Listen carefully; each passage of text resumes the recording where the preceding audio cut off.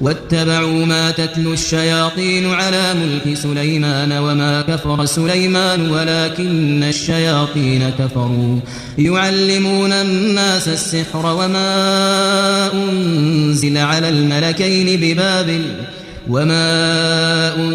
على الملكين ببابل هاروت وماروت وما يعلمان من أحد حتى يقولا